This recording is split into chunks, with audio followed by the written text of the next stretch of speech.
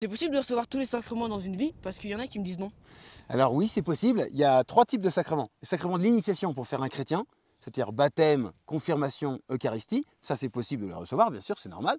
Ensuite, les 2 sacrements de la guérison. Sur les 7, il y en a confession, tu peux te confesser, et sacrement des malades. Dans ta vie, tu peux recevoir le sacrement des malades un jour.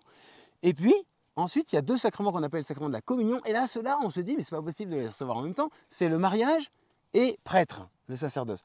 Comment est-ce qu'on peut recevoir les deux? Eh bien, en fait, c'est possible de recevoir le mariage d'abord, et puis, en cas où tu deviens veuf, tu peux recevoir à ce moment-là devenir prêtre. Et ça arrive assez souvent.